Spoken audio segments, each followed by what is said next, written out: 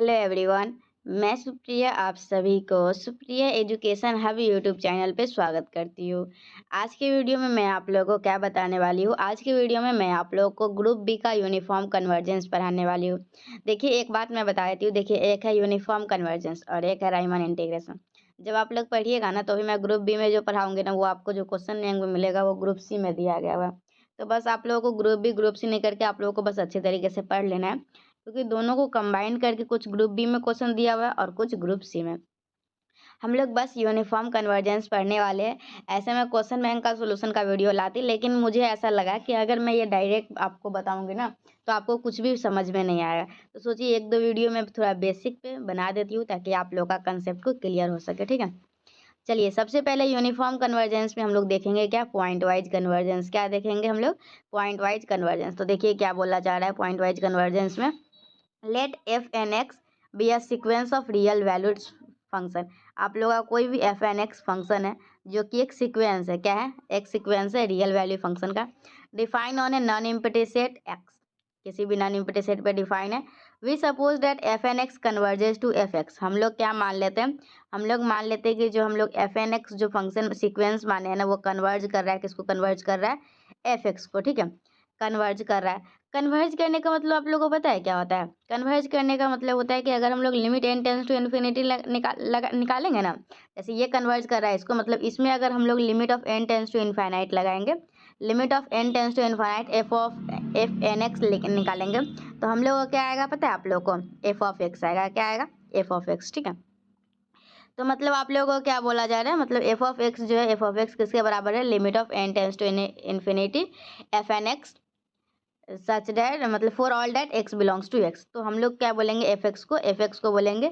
F x जो है वो क्या है? पॉइंट वाइज लिमिट है एफ एन एक्स का। ठीक है, तो आप लोग समझ गए कि पॉइंट वाइज लिमिट कैसे निकालेंगे।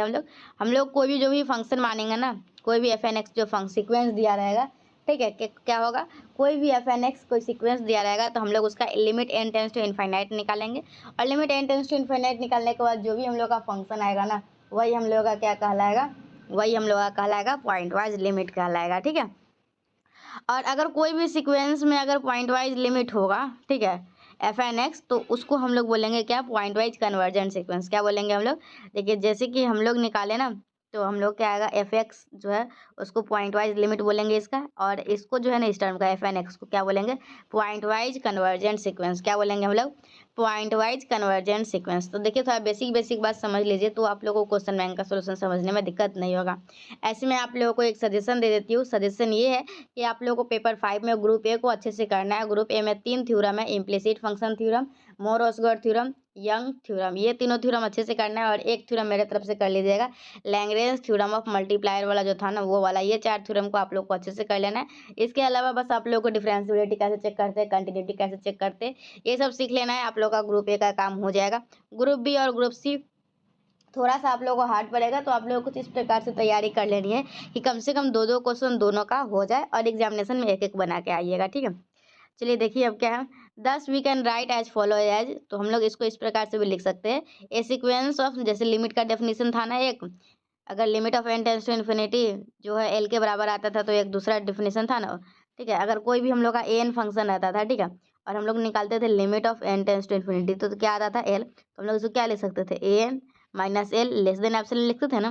तो ठीक इसी प्रकार से इसका एक और डेफिनेशन हो जाएगा। A sequence of f n x is said to be converge pointwise to fx if for any epsilon greater than 0 and each x belongs to x there exists a positive number। क्या हो जाएगा? there exists a positive integer m depending on this m such that, तो ये आप लोग का क्या हो जाएगा? F n x minus f x less than epsilon का हो जाएगा। ठीक है, ये आप लोग का दूसरा डिफिनेशन है, जैसे लिमिट में रहता था ना उसी तरीके से। ठीक है, चलिए अब देखिए आप लोग का, अब देखेंगे हम लोग यूनिफॉर्म कन्वर्जेंस। अभी हम लोग क्या देखे? पॉइंट वाइज लिमिट देखे और पॉइंट वाइज कन्वर्जेंट देखे। अब हम लोग देखेंगे uniform convergence of a sequence of a function. तो क्या बोला जा रहा है कि a sequence f n x of real valued function is said to be converge uniformly to f x on a non empty set x if corresponding to any epsilon greater than 0 and for all x belongs to x there exists a positive integer m there exist a positive integer m such that f of nx minus f of x less than epsilon. वही limit का definition है। तो note में क्या लिखा गया है, a sequence which is uniformly convergent. अगर कोई भी सीक्वेंस है अगर वो यूनिफॉर्मली कन्वर्जेंट है तो ठीक है, क्या बोला जा रहा है, a sequence which is uniformly convergent must be pointwise convergent. अगर कोई भी सीक्वेंस यूनिफॉर्मली कन्वर्जेंट है तो वो पक्का पॉइंट वाइज कन्वर्जेंट होगा। इस बात को याद रखिएगा। फिर थ्योरम प्रूफ भी करने के लिए आ सकता है कि अगर कोई भी सीक्वेंस जो है यूनिफॉर्मली कन्वर्जेंट, आप लोग उसको बोल रहे हैं कि हाँ ये सीक्वेंस यूनिफॉर्मली कन्वर्जेंट है, तो पक्का वो पॉइंट वाइज कन्वर्जेंट भी होगा। लेकिन but a sequence which is point wise convergent, लेकिन अगर कोई भी सीक्वेंस पॉइंट वाइज कन्वर्जेंट है तो मे और मे नॉट भी यूनिफॉर्मली कन्वर्जेंट। तो हो भी सकता है यूनिफॉर्मली कन्वर्जेंट और नहीं भी हो सकता है। ठीक है, चलिए अब देखिए क्या uniform convergence of A series of function क्या है, uniform convergence of A series of function. तो हो जाएगा आप लोग का ए सीरीज समेशन ऑफ 1 से infinity f n x is said to be converge uniformly on x if the sequence this where s n x equal to f of x plus f of 2x plus f of 3x convergence. क्या बोल रहा है, uniform convergence of sequence देखे थे पहले, अब हम लोग क्या, मैं क्या बताऊंगी आपको, यूनिफॉर्म कन्वर्जेंस ऑफ सीरीज। तो आप लोग क्या कीजिएगा, जो सीरीज बोलेगा ना तो अलग अलग टर्म का f1x f2x f3x अलग अलग एफ ऑफ एन एक्स निकाल लीजिएगा। ठीक है, और इसका एस एन निकालिएगा कैसे, सबको जोड़ के, तो वो अगर कन्वर्ज कर रहा होगा तो हम लोग बोलेंगे हाँ यूनिफॉर्म कन्वर्जेंस है इस सीरीज का। ठीक है, कोई दिक्कत नहीं होगा। अब चलिए, अब हम लोग है ना ये थोड़ा सा बस बेसिक जाने हैं। अब हम लोग क्वेश्चन की मदद से सब कुछ सीखेंगे अच्छे तरीके से। क्या बोला जा रहा है कि प्रूव दैट द सीक्वेंस, एक सीक्वेंस दिया हुआ एफ एन एक्स, ठीक है, और बोल रहा है क्या, प्रूव करना है क्या, इसके पास जो है वो पॉइंट वाइज, वो ये जो है ना ये सीक्वेंस जो दिया हुआ है ये आप लोगों का पॉइंट वाइज कन्वर्जेंट है लेकिन यूनिफॉर्मली कन्वर्जेंट नहीं है। या फिर आप लोगों से एग्जाम में ऐसा ही पूछा जा सकता है, एक ऐसा एग्जाम्पल आपको बताना है कि ये पॉइंट वाइज कन्वर्जेंट सीक्वेंस तो हो लेकिन वो यूनिफॉर्मली कन्वर्जेंट नहीं हो। या फिर हम लोगों को एक ऐसा एग्जाम्पल दिखाना है कि अगर पॉइंट वाइज कन्वर्जेंस है तो ये imply does not imply the uniform convergence. मतलब अगर कोई भी सीक्वेंस जो है वो पॉइंट वाइज कन्वर्जेंस है तो जरूरी नहीं है कि वो यूनिफॉर्म कन्वर्जेंस होगा। इस 3 तरीके से इस क्वेश्चन को पूछा जा सकता है।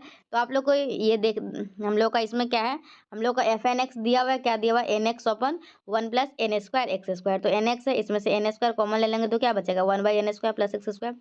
इसमें एन से एन कट जाएगा तो क्या बचेगा, 1 बाई एन और एक्स अपॉन दिस। अब हम लोग क्या करेंगे, इसमें limit of n tends to infinite लगाएंगे। क्या करेंगे, limit of n tends to infinite लगाएंगे तो 1 बाई इन्फिनिटी क्या आएगा, 0 आएगा। तो जो हम लोग का क्या है, तो हम लोग का ये जो सीक्वेंस है वो कहाँ कन्वर्ज कर रहा है, 0 पे कर रहा है। तो 10 sequence f n x converges pointwise to f x, ठीक है, where f x equal to 0। तो ये कहाँ पे किस पे कन्वर्ज कर रहा है, इसका लिमिट निकाला है तो क्या आ रहा है, 0। तो 0 किसके बराबर होगा, एफ एक्स के। तो हम लोग क्या बोलेंगे, जो सीक्वेंस है इसके पास पॉइंट वाइज लिमिट है। अब हम लोग क्या करेंगे, अब हम लोग चेक करेंगे कि ये यूनिफॉर्मली कन्वर्जेंट है या नहीं। तो if f n x is uniformly convergent, अगर हम लोग का एफ एन एक्स जो है यूनिफॉर्मली कन्वर्जेंट होगा for all x belongs to R, तो then the pointwise limit is also the uniform limit. तो आप लोग का जो पॉइंट वाइज लिमिट जो आया है, पॉइंट वाइज लिमिट आया 0, ये यूनिफॉर्म लिमिट होगा। And hence for given epsilon greater than 0 there exist a positive integer m such that. तो हम लोग ये वाला कंडीशन चेक करेंगे, ये वाला जो हम लोग का फॉर्मूला है, एफ एन एक्स की जगह रख देंगे, एफ एक्स निकाले 0 आया है। तो अब हम लोग क्या करेंगे, वी सपोज दैट, हम लोग मान लेते हैं क्या, एप्सिलॉन को हम लोग मान लेते हैं, कुछ भी मान लीजिए, हम लोग है ना वी सपोज दैट एप्सिलॉन मान लेते हैं 1/3 के बराबर है और एन बराबर 3 ले लेते हैं, एन बराबर 3 या कोई भी 3 से बड़ा ले लेते हैं। ठीक है, तो हम लोग और एक्स इक्वल टू 1/3 1/4 1/4 ये सब हम लोग रख के देखेंगे तो हम लोग का क्या आएगा, देखिए। तो हम लोग जब रख के देखें ना ये सब, ठीक है, तो ये हम लोग का जो वैल्यू आया वो क्या आया, 1/2 आया। ठीक है, क्या आया आप लोग का, 1/2। और 1/2 जो है वो छोटा आया किसके, 1/3 के। मतलब 1/2 जो है वो छोटा आया किसके, एप्सिलॉन के। ठीक है, मतलब कि 1/2, सॉरी। तो देखिए आप लोगों का जो ये क्वेश्चन है ना, इसमें ये सारा जो वैल्यू रखिएगा ना तो 1/2 आया। और देखिए हम लोगों का ये जो है वो लेस देन एप्सिलॉन क्या आना चाहिए, और 1/2 है, एप्सिलॉन क्या माने 1/3। तो 1/2 है वो क्या लेस है 1/3 से, बताइए। 1/2 तो लेस नहीं है ना। देखिए मैं आप लोगों को एक फ्रैक्शन का कंपेयर करना सिखाती हूँ। दो फ्रैक्शन का कंपेयर करते हैं ना, तो अगर न्यूमरेटर डिनोमिनेटर सेम है ना तो ऊपर में जो बड़ा रहता है वो बड़ा हो जाता है। लेकिन अगर न्यूमरेटर सेम है ना, न्यूमरेटर, तो नीचे में जो बड़ा रहता है ना वो छोटा, और जो छोटा रहता है वो बड़ा हो जाता है। मतलब 1/2 जो है ना वो बड़ा आ रहा है 1/3 से, जो कि हम लोगों को गलत है। तो हम लोग यहाँ से क्या बोलेंगे, एफ एन एक्स जो है वो यूनिफॉर्मली कन्वर्जेंट नहीं है। ठीक है, और एग्जाम्पल भी याद रखिएगा कि अगर एग्जाम्पल ही पूछ लिया जाए तो n x upon 1 plus n square x लिख देना है। nx/1 + n² x² और उसको दिखा भी देना है। चलिए नेक्स्ट क्वेश्चन क्या आप लोगों का, so that the sequence fn where fn x equal to this is uniformly convergent in any interval 0 to b, तो b इज ग्रेटर देन 0 है, तो हम लोग को देखिए वी है, हम लोग के पास क्या दिया हुआ है, fn x दिया हुआ है, तो हम लोग को पहले पॉइंट वाइज लिमिट निकालना होगा, तो fn x दिया हुआ है 1/x प्लस एन, इसमें से n कॉमन ले लेंगे तो क्या बचेगा x/n+1। हम लोग क्या करेंगे, limit n tends to infinity लेंगे, तो limit n tends to infinity लेंगे तो क्या आएगा, हम लोग का 0 आएगा, तो यहाँ हम लोग का जो एफ एक्स है वो किसके बराबर आ गया, 0 के बराबर आ गया।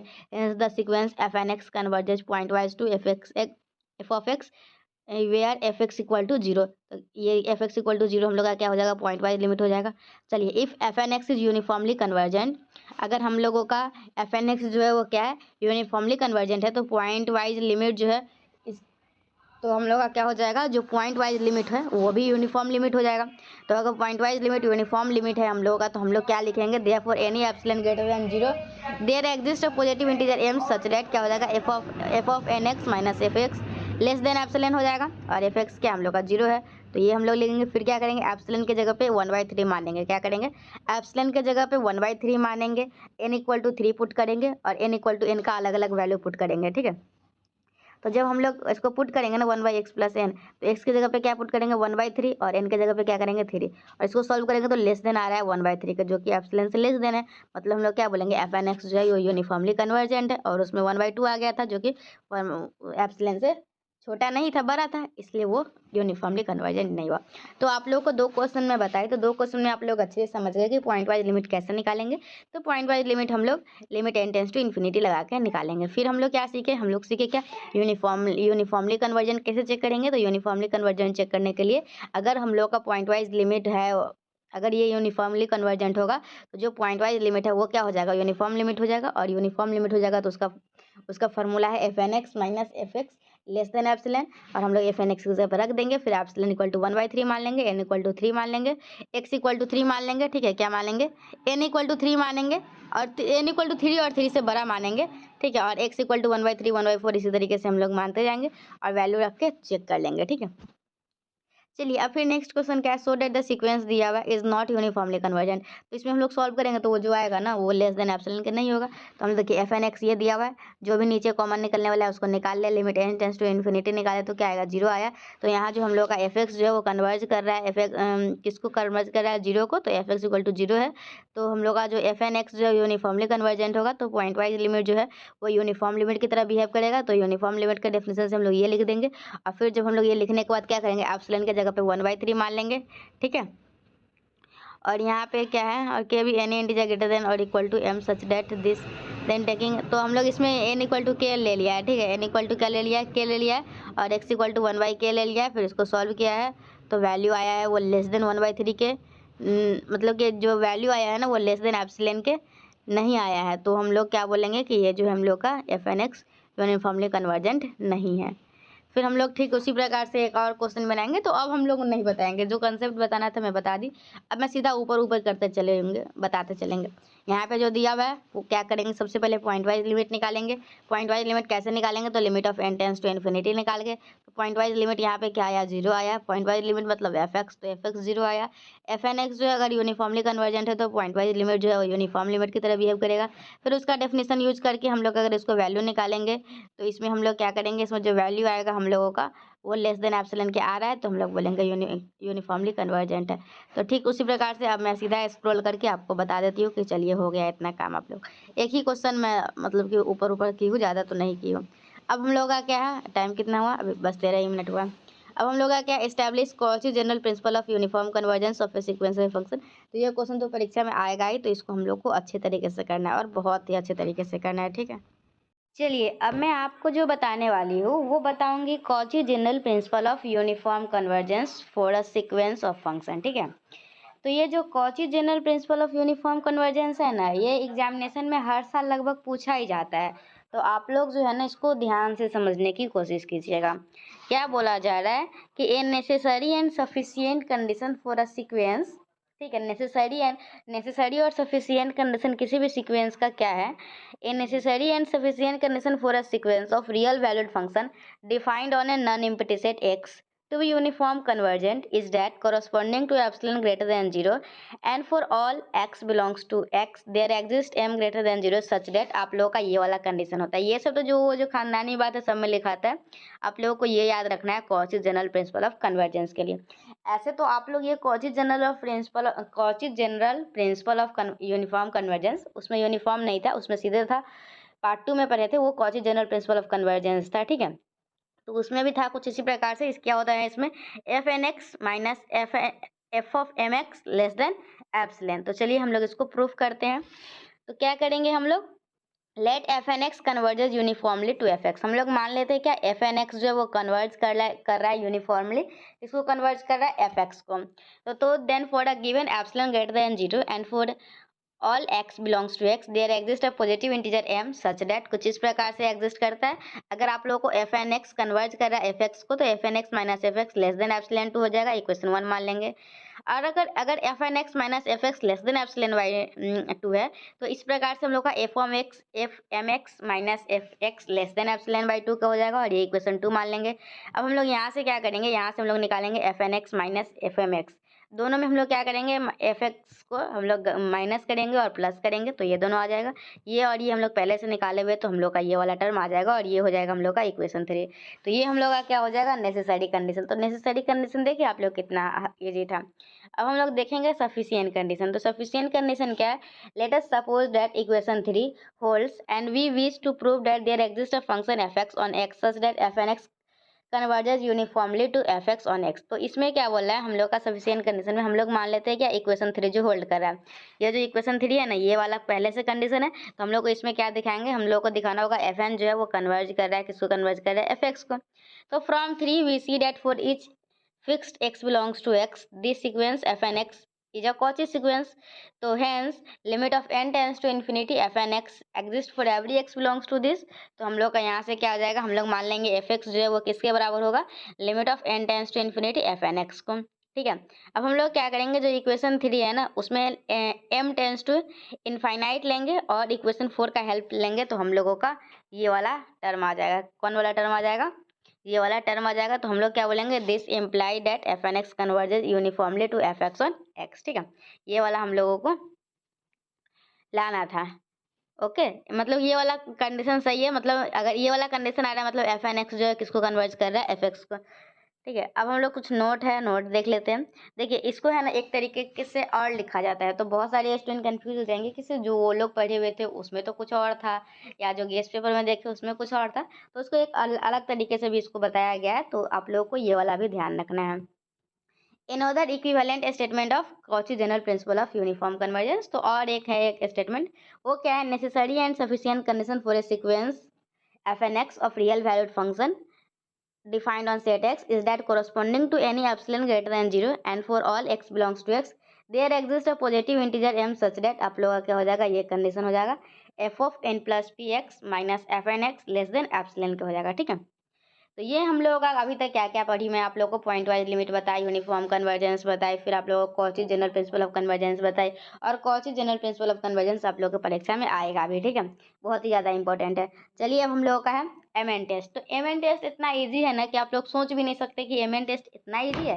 तो चलिए मैं आप लोगों को एम एन टेस्ट एक्सप्लेन करती हूँ। तो देखिए एम एन टेस्ट में कुछ नहीं करना होता है, हम लोगों का जो एफ एन एक्स दिया हुआ है ना, क्या दिया हुआ है एफ एन एक्स, तो उसमें हम लोग कोई भी क्वेश्चन दिया रहेगा ना, तो उसको अगर आप लोग को दिखाना होगा कि यूनिफॉर्म कन्वर्जेंस है या नहीं, तो आप लोग उसका पहले ही निकालिएगा limit of n tends to infinity. तो क्या आता है आप लोग को, अगर कोई भी एफ एन एक्स दिया रहता है, अगर उसमें हम लोग limit n tends to infinity लगाते हैं ना, तो हम लोग को आता है एफ एक्स, और एफ एक्स को बोलते हैं पॉइंट वाइज लिमिट, ठीक है।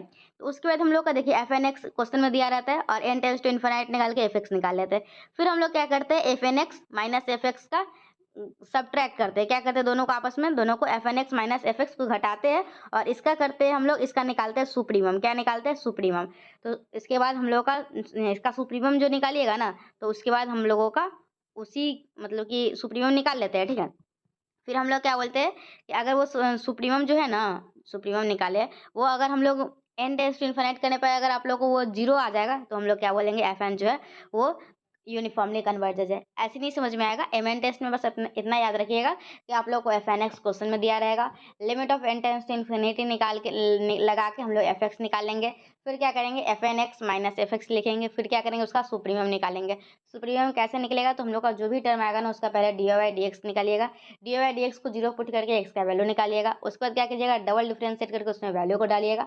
और अगर वैल्यू नेगेटिव आएगा तो हम लोग का वो जो जिस भी वैल्यू पे रहेगा वो वैल्यू क्या हो जाएगा, सुप्रीमम कहलाएगा। तो चलिए हम लोग एक एग्जाम्पल की मदद से सीखते हैं। तो क्या है आप लोग का, so that the sequence f n where f n x equal to x upon 1 plus n x square converges uniformly on R. तो हम लोग का यहाँ पे क्या है, यहाँ पे देखिए ध्यान से, हम लोग का यहाँ एफ एक्स निकालेंगे। एफ एक्स कैसे निकलता है, limit of n tends to f n x करके। तो limit of n tends to infinity और एफ एन एक्स दिया हुआ है, ये दिया हुआ है। तो हम लोग अगर इसमें एक्स के जगह पे एन डालेंगे, ठीक है, एन के जगह पे इन्फिनिटी डालेंगे, तो हम लोग का वैल्यू क्या आ जाएगा, 1 अपन इन्फिनिटी क्या आएगा, 0 आ जाएगा। मतलब एफ एक्स का वैल्यू क्या आ गया, 0 आ गया। तो हम लोग एम एन टेस्ट लगाएंगे। तो एम एन टेस्ट में कैसे निकालते हैं हम लोग, supremum of f n x minus f x. तो हम लोग का एफ एन एक्स दिया हुआ है और एफ एक्स दिया हुआ है, तो ये दोनों को घटाएंगे, ठीक है। तो हम लोगों का क्या हो जाएगा, इसको हम लोग सॉल्व कर लेंगे अब, ठीक है। जैसे सॉल्व करते हैं ना यहाँ पे ये वाला। चलिए एक और मैं बताती हूँ आप लोगों को, ठीक है।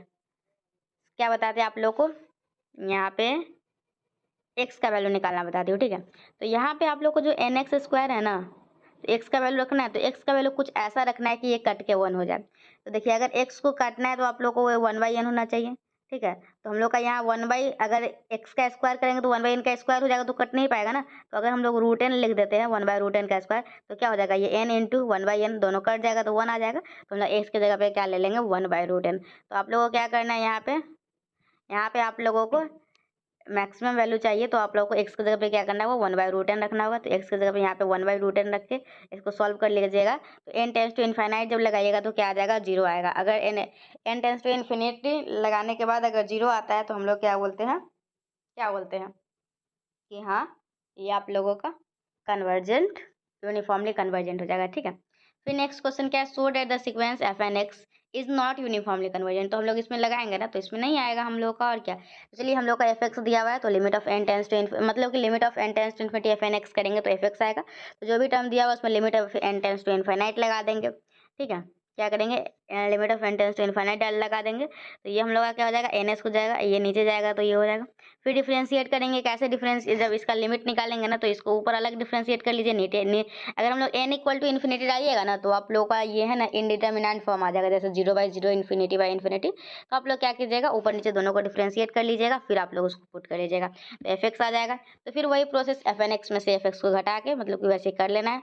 एक्स को कुछ इस प्रकार से सिलेक्ट करना है ताकि वो जो है ना कट जाए, 1 आ जाए, ठीक है। तो हम लोग उसी प्रकार से सिलेक्ट करके हम लोग इसका वैल्यू निकालेंगे। और एम एन यहाँ पे है ना वो 0 को टेंड नहीं कर रहा है, जब हम लोग n टेंड टू इन्फिनिटी कर रहे हैं तो हम लोग का ये यूनिफॉर्मली कन्वर्जेंट नहीं होगा, ठीक है। फिर हम लोग का नेक्स्ट क्वेश्चन क्या दिया हुआ है, ये बोल रहा है कि सर ये जो फंक्शन है ना ये यूनिफॉर्मली कन्वर्जेंट है। तो वही बात करेंगे, अब सब में मैं एक ही बात नहीं बताती हूँ। इसमें मैक्सिमम और मिनिमम चेक करना होगा, तो डी वाई डी एक्स को 0 कर देते हैं, इसमें एक्स का वैल्यू आता है। फिर इसको हम लोग क्या करते हैं, डबल डिफ्रेंशिएट करके वैल्यू को चेक कर लेते हैं।